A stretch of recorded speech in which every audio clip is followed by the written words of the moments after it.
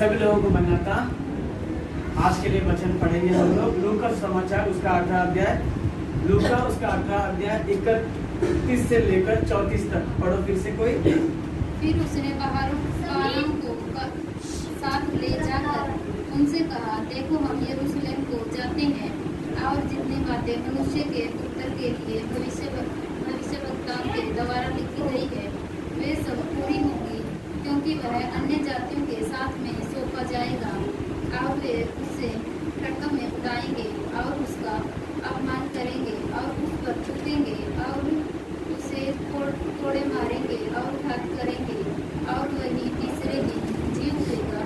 पर उन्होंने इन बातों में से कोई बात नहीं समझी और यह बात उनसे छिपी रही और जो कहा गया था वह उनकी समझ में न आया। प्रार्थना करेंगे। अरे प्रभु जी को धन्यवाद करता हूँ पिता इस समय के लिए प्रभु जी ने दिया। प्रभु जी मूल दिन को दिन निर्ज्ञानी मनुष्य को प्रभु अपने लहू से शुद्ध कर तेरी आत्मा मुझे समान दूसरे हमसे बातें करें। छोटी सी प्रार्थना प्रभु यीशु मसीह के महान नाम से मैं मांगता हूँ तुम्हें कबूल कर। पिता पुत्र पवित्र आत्मा तेरे प्रभु की आशीष तुम पर, तुम्हारे परिवार, तुम्हारे काम का समय सदा सर्वदा बनता रहे। आमीन।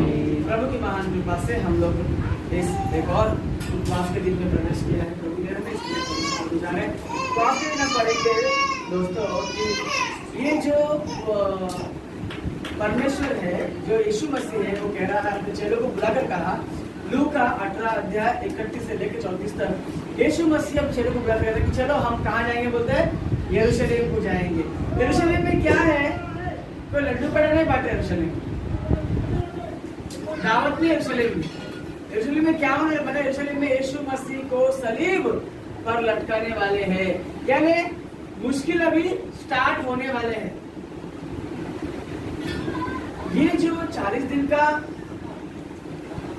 दिन चल रहा है, मौसम चल रहा है, ये केवल और केवल है ना यीशु मसीह के मुश्किलों को, तकलीफों को, बलि को याद करने के लिए ही हर दिन हम लोग मिलते हैं 40 दिन। वरना इतना बड़ा क्रिसमस कितने दिन का? एक ही दिन का है कि नहीं? ईस्टर भी कितने दिन का? एक ही दिन का। गुड फ्राइडे कितने दिन का? एक ही दिन का। स्वर्गारोहण भी कितने दिन का? एक ही दिन का। लेकिन यीशु मसीह के सलीब के तकलीफों को ध्यान करने के लिए भाई एक दिन नहीं पूरेगा, नहीं पूरेगा। इसके लिए 40 दिन कहलाया है। 40 दिन तक हमें सिर्फ और सिर्फ उसके सलीब के बारे में ही समझना है, ध्यान करना है कि प्रभु तूने ऐसे कैसे किया, ऐसे कैसे। जब देखो अभी जब मुझे 1 साल हो गया बराबर ना, पूरा हमारा पूरा माहौल, घर का माहौल पूरा दुख में है। तो अगर वो आएगा तो हम लोग उसको क्या करेंगे? अभी नहीं है क्योंकि उसको याद कर रहे हैं ना, अभी 1 साल हो गया।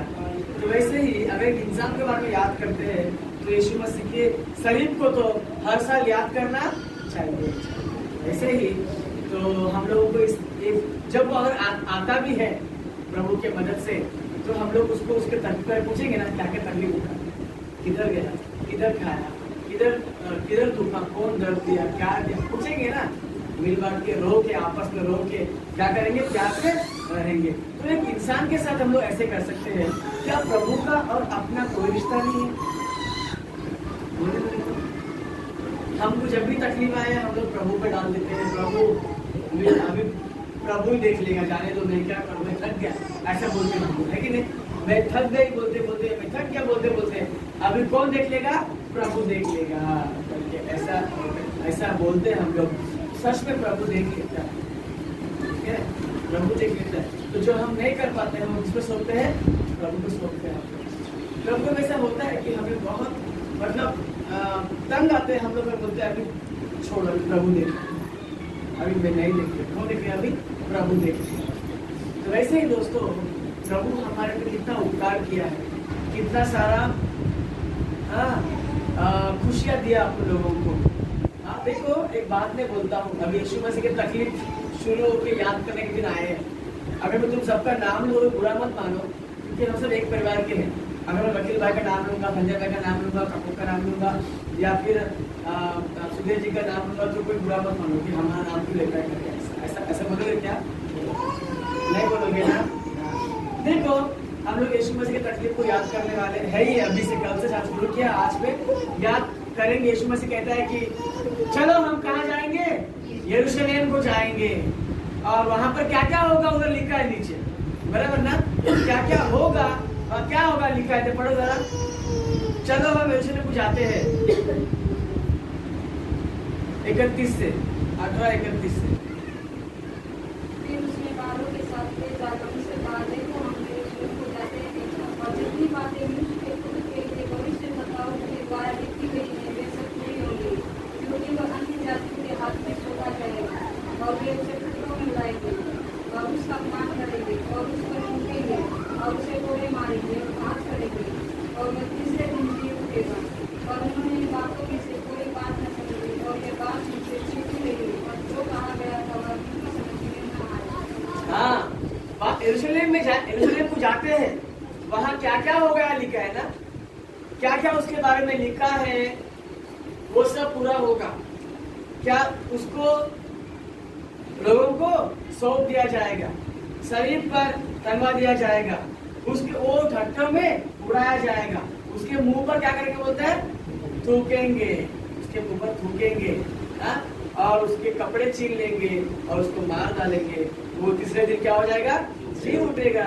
और किसी के सर पे पल्ले ही नहीं, पल्ला पड़ा ही नहीं ना, डांस से पल्ला तेरा पड़ते ही पार लगी जा रही है, लेकिन इनके पल्ले पड़ा ही नहीं। सामने सामने ऐसे बोल रहे हैं, फिर भी कुछ पल्ले इनके पड़ा ही नहीं, कुछ भी पल्ले पड़ा नहीं उनके, क्योंकि प्रभु ने उनको बातें छुपाई है। छुपाई बाइबल में लिखा है, मैं कुछ नहीं बोल लिखे ना, लेकिन वहां पे उनके लिए वो बातें क्या किया गया बोलता है? छुपाया गया। इसके लिए वो लोग को पल्ले नहीं पड़ा। अपने भी जीवन में ना कभी कभी ये तकलीफ क्यों है? अपने पल्ले पड़ता नहीं है कि ऐसा क्यों, मैंने क्या किया, मैंने क्या किया, मैंने क्या किया, मैंने क्या किया, मैंने क्या किया, ऐसा होता है, अपने पल्ले पड़ता नहीं। लेकिन ये पढ़ो आज का वचन कि अब उनके चेहरों की बातें क्या किया प्रभु ने? छुपा के रखा। तो कुछ बातें जब प्रभु उनकी आंखें खोलेगा तब उनको क्या आएगा?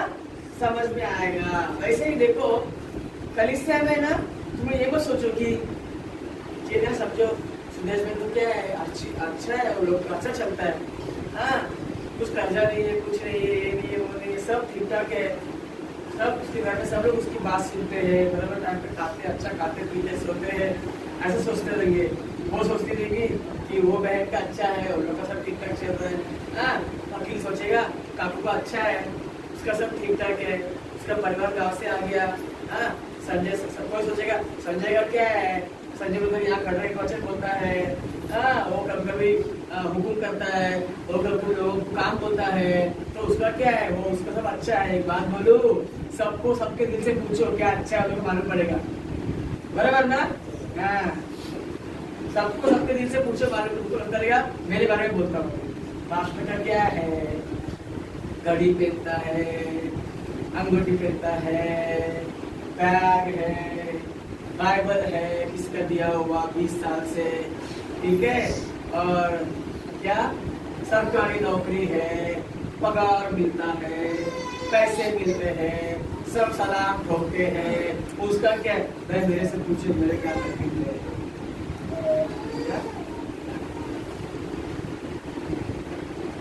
मैं महीने का 24-25 हजार रुपया ब्याज बनता हूँ। कितना? उतना तुम्हारे बीसी रखते होंगे, ठीक है, उतना मैं ब्याज भरता था। थोड़ा भी कम हो गया, थोड़ा भी झूठ नहीं बोलेगा प्रभु के भाव में, झूठ नहीं बोलेगा, थोड़ा प्रभु ने कम कर दिया, ठीक है। ये मत समझो कि मेरा भी ठीक ठाक चल रहा है, नहीं नहीं नहीं, ठीक है, ऐसा कुछ भी नहीं है। लेकिन प्रभु चला रहा है इसके लिए ठीक लग रहा है, ठीक है। अभी वकील, मैं भी सच्ची नाम से बोलूँगी, सबको सबकी तकलीफ समझ में आना चाहिए। आज हम लोग आपस में मिल बांट लेंगे सबके दुख दर्द, ओके। ये आप यीशु मसीह के दुख दर्द के बारे में याद करने का दिन आ गया है, हा? वकील भाई है, ठीक है, वकील सॉरी मैं सबका नाम लेगा, ठीक है, वकील भाई है, बच्चे तो है, पत्नी नहीं, संजय भाई है, पत्नी है, लेकिन कितने साल से एक ही बच्चे के साथ है, एक और कितना साल सोच रहे बच्चा चाहिए, लेकिन है क्या? उनका पत्नी रह के बच्चा नहीं, इनका पत्नी नहीं होके बच्चे हैं। बराबर ना? तो ऐसा तकलीफ है सब लोगों का है, कुछ ना कुछ जसवीर भाई को भी बच्चे भी है, पत्नी भी है, पति भी है, मगर उनका तकलीफ कुछ और है। बराबर, उनका कुछ और तकलीफ है। वैसे मीना बहन का है, उनका भी तकलीफ कुछ और है। सरिता बहन है, उनका तकलीफ कुछ और है। आशा बहन है, उनका भी कुछ और तकलीफ है। काकू भाई है, उनका भी तकलीफ कुछ और है। पहले कुछ और तकलीफ था, अभी कुछ और तकलीफ। ठीक है, आया तभी शादी, जब शादी हुआ सोचा रहेगा कि दुल्हन लेके जा रहा हूँ यहाँ से हमारे गांव में रवत मनसाड़िया। ठीक है, तो लेकर गया भी दुल्हन, लेकिन क्या तकलीफ आया? सच में तकलीफ आया होगा या फैसला? जिंदगी में हर एक में मोड़ आता है। ठीक है, वो आ गया, फिर यहाँ पे फिर से तकलीफ हट गया, फिर तकलीफ हटा, फिर तकलीफ। ये सब जिंदगी का हिस्सा है। बराबर ना? काकू संजय के लिए काकू प्रार्थना कर रहा है, वकील प्रार्थना कर रहा है, हम लोग प्रार्थना कर रहे हैं, हमारे लिए वो लोग प्रार्थना कर रहे हैं। काकू मैंने बोला एक दिन, पास्टर जी एक आपके पर में लड़का होना चाहिए, संजय भाई को बच्चा होना चाहिए। हम लोग प्रार्थना कर रहे हैं पास्टर जी, ये हम लोग लेके बैठे ये प्रार्थना करने। बोलो मेरे को, मैं पास्टर हूँ, मेरे लिए एक लड़का चाहिए, जरूरी है कि नहीं? बोले मेरे को जरूरी है, लड़का चाहिए। लड़की थोड़ी वो पहनेगी, नहीं पहनेगी ना, लड़की थोड़ी कमीज पहनेगी, 500 लोग का नहीं पहनेगी। हाँ, फिर लड़का चाहिए, प्रभु को मालूम है ना। दो ऑपरेशन लेके बैठी है घर वाली, दोनों में ऑपरेशन हो गया, तीसरा भी क्या हो जाएगा? ऑपरेशन ही होगा, और वो तीसरा भी लास्ट चांस है। डॉक्टर ने पहले ही बोल दी तीसरा लास्ट चांस रहेगा, उसी में बच्चा ना हो उसका डाल देंगे ऑपरेशन, और वरना तुम लोग अभी नहीं करे, चौथी बार कटवाना पड़ेगा दोबारा, तो 4 बार कटेगा। इसके लिए उसी दिन ही ऑपरेशन करना पड़ेगा, तीसरे डिलीवरी के वक्त ही। मैं ऐसे करवाऊँ, ऐसे सोच रहा हूँ। मेरे घर में मेरी बड़ी दीदी है नरेंद्र में, बेबी जम्मू में, उसका ऑपरेशन नहीं हो गया। दूसरी दीदी है इलाका की मम्मी, उसका ऑपरेशन नहीं हो गया। आप ठीक है, क्योंकि मैं सोचता हूँ कि क्यों ऑपरेशन करने का, मतलब मेरा सोच है, ऐसा कुछ नहीं है, करना कोई गलत बात नहीं।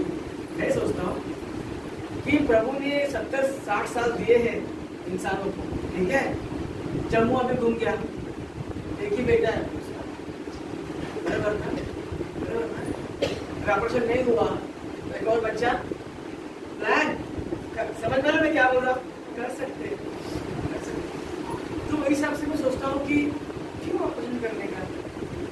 मेरे खानदान में बहुत लोग ऑपरेशन नहीं होते, मेरे बहुत से लोग कोई ऑपरेशन नहीं हो, न पति का न पत्नी का।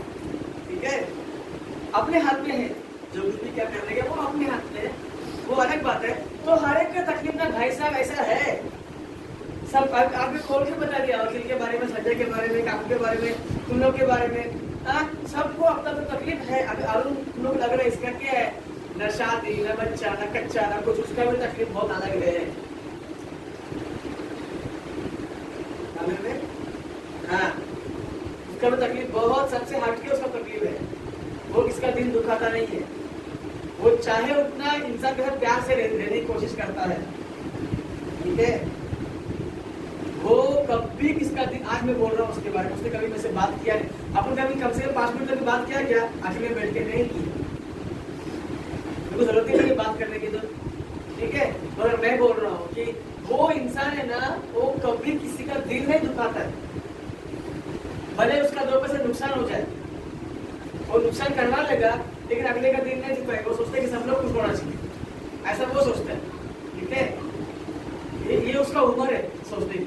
थोड़ा उम्र थोड़ा बढ़ जाएगा ना, फिर सोचेगा क्या पैसा निकाल वो एक उम्र आएगा बाद में।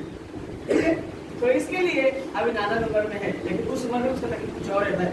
उसके रात चलते कभी मुंह के छाले पड़ जाते हैं, 3 महीना कुछ नहीं खा पाता है।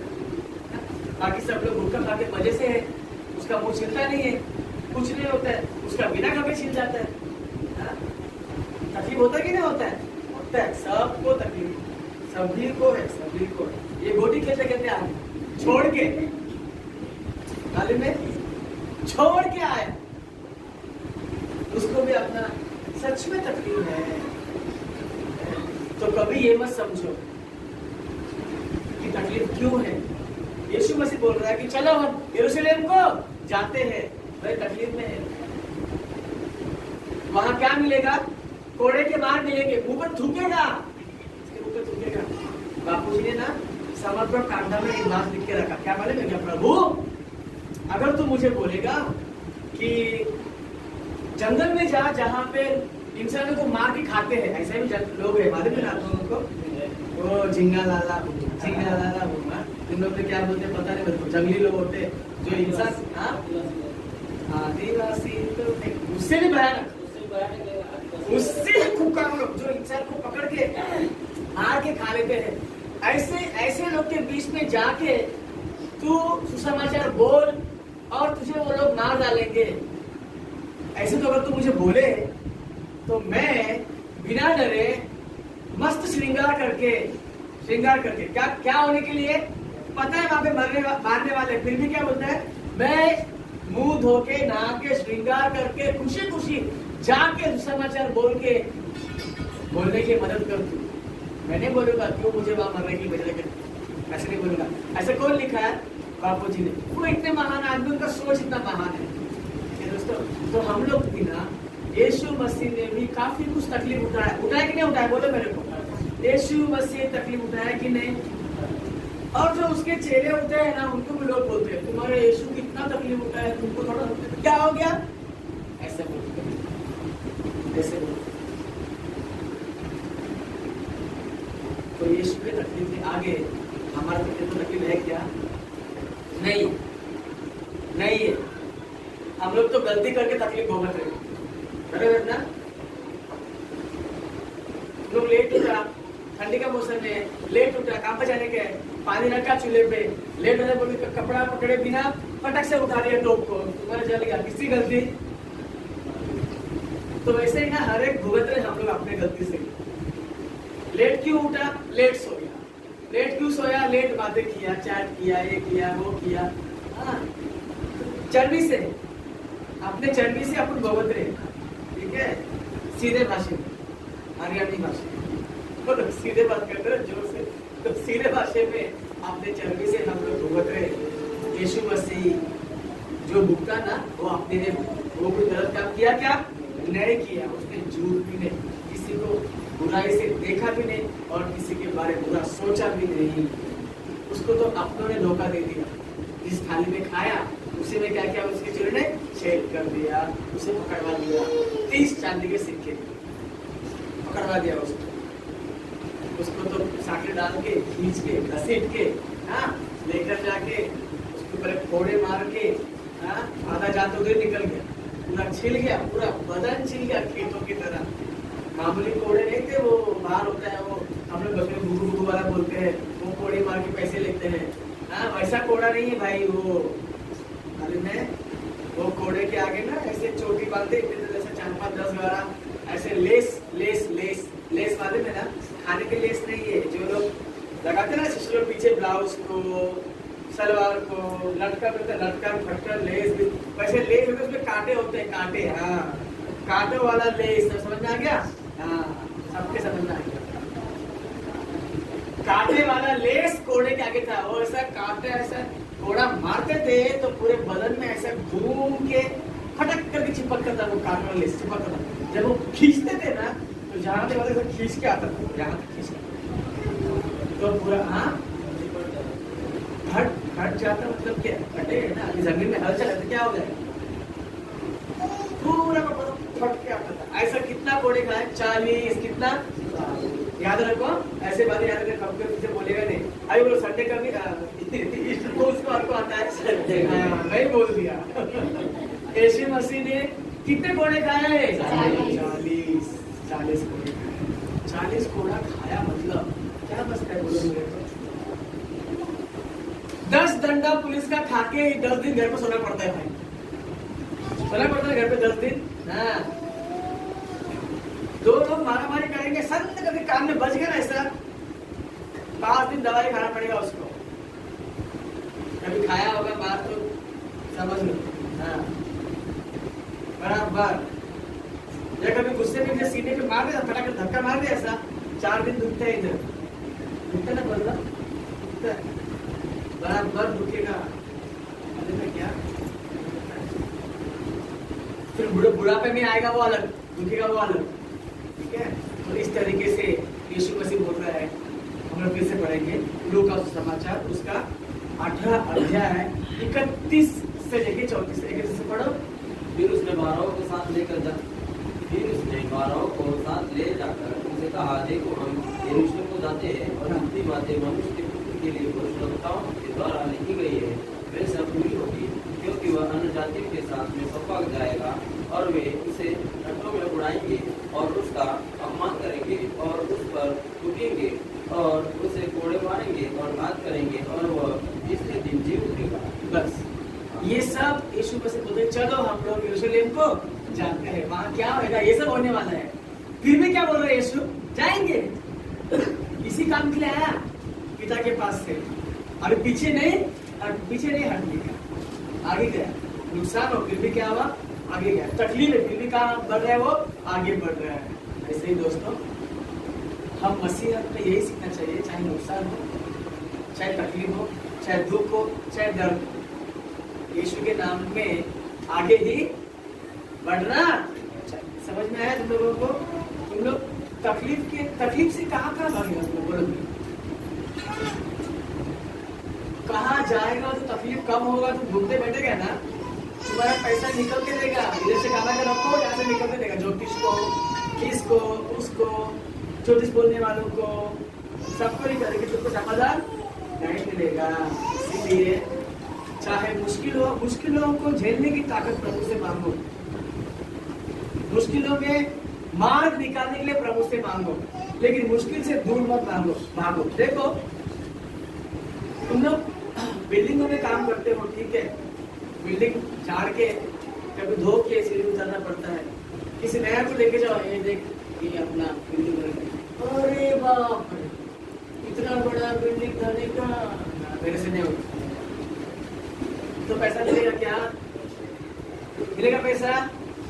कोई बात नहीं, थोड़ा सा तकलीफ होगा पहला, लेकिन क्या करेगा, या मुझे बहुत तकलीफ हो रहा था, एक और को मैं लेके आया, कुछ तो भी करेंगे, चढ़ेंगे, तब जैसे क्या मिलेगा, 30 दिन झेलेगा, तब एक दिन पगार मिलेगा।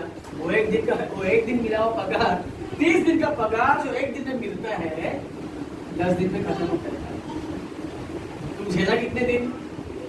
30 दिन मेहनत किया, एक दिन पगार मिला, मगर वो खर्चा करने के लिए 10 दिन भी ज्यादा है, मतलब बोलता 10 दिन भी ज्यादा है, 10 दिन भी ज्यादा है, बराबर ना?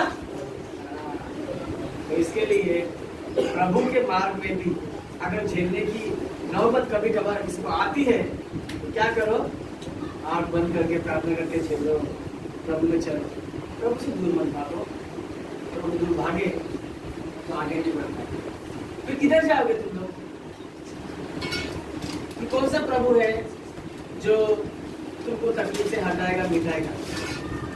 अरे भाई हर जगह में देखो किताब होता है, एक किताब, पुस्तक, ये पुस्तक है ना, ये पुस्तक जो स्कूल में हमने पढ़ा लिखा है, सब लोग ध्यान दो, जवान लोग, ऐसे पुस्तक होते हैं ना, पहले अपने को शिक्षा देती है, उसके बाद परीक्षा लेती है, बराबर। लेकिन प्रभु की भक्ति है ना, पहले अपने को परीक्षा देती है, फिर अपने को शिक्षा देती है। वो अनुभव है, अनुभव। शिष्य लोगों को 14, 15, 16 साल की उम्र में ही शादी करा के ढकेल देते, जाओ, ढकेलते है ना? हाँ सिस्टर, बराबर ना? हाँ, जाओ। तो उनको पहले का अनुभव कुछ भी नहीं है, तो उनका तकलीफ भी उनको अनुभव सिखाता है, ये उनका अनुभव है। फिर जो उनके कोख से आता है वो उनको सिखाने को तैयार होता है, वो सिखाते। ये तो कुछ नहीं। फिर उसके बेटी की तकलीफ को उसकी माँ बोलती है, ये तो कुछ तकलीफ है क्या बेटी, इससे तो बढ़ के हमने झेले है। इसके लिए प्रभु का जो भक्ति है ना, पहला परीक्षा शिक्षा लेता है और बाद में शिक्षा देता है, अनुभव देता है, वो बहुत काम आता है। ठीक है, परिवार संभालने के भी काम आता है। अब वो बहन गांव से आई तो उनको पहचानता हूँ। मैं 2012 में गया था, मुझे याद है बराबर 2012 नवंबर महीने में गया था हरियाणा में उच्चागढ़ उनके गांव में। ठीक है, तो वो तब भी से मस्ती में थी, वो तब भी से मस्ती में। तो उन्होंने उनका शादी कितना जल्दी हुआ होगा और कितना जल्दबाद में सीख, उनको आता भी नहीं, वो सीखना पड़ा होगा, करना भी पड़ा होगा, साथ ही साथ सीखना भी पड़ा और करना भी पड़ा। तो उनको अनुभव मिल गया। वो परीक्षा था, शादी के बाद अकेले जाओ परीक्षा, सीधा परीक्षा, शिक्षा नहीं, पढ़ाई लिखे सीधा परीक्षा। तो वैसे उन्होंने परीक्षा लिया, अनुभव पाया। अब आपकी जमाने की तकलीफ उनकी तकलीफ से भी बढ़ के लगता है क्या? नहीं लगता। लगेगा क्या? नहीं लगेगा, नहीं लगेगा, नहीं लगेगा, बिल्कुल भी लगेगा। उसी तरीके से हाँ, परमेश्वर मेरी दूसरी नंबर की बहन है, मीरापा की मम्मी। हम लोग कभी भी खेत देखा नहीं, गांव में देखा ही नहीं खेत को। जब भी खेत देखते ना गांव में जाके हम लोग बहुत उस दिन बहुत झूम के नाच के गा के बहुत खेल के आते थे हम लोग। उसमें काम कैसे करते पता ही नहीं था हम लोगों को। ठीक है, तो मेरे गली के बाजू में हम लोग की चर्च में एक सिस्टर थी, उनका बेटा था, उनसे मेरी 2 नंबर बहन के रिश्ता करवाया। मेरी माँ बोली नहीं, मेरी बड़ी बेटी है ना, अभी उसको कर ले। वो बोली नहीं रे बाबा, मेरी बड़ी बेटी को एकदम क्या बोलते हैं रूबी जैसी नरम है, उसको काम झेलता नहीं है, जो दूसरी वाली दे, ये कड़ा के काम में तो बराबर करती है, तो ये गाँव में रहने वाली है, इसको दे दे। तो उसका पति आया, डैडी आया, उनको देखा, पसंद किया, चलो कोई बात नहीं, ले लो, दे दिया, उनको बंद कर दिया। इनको सुनने का और समझने का शक्ति सदा प्रभु देता रहे। आमीन। सभी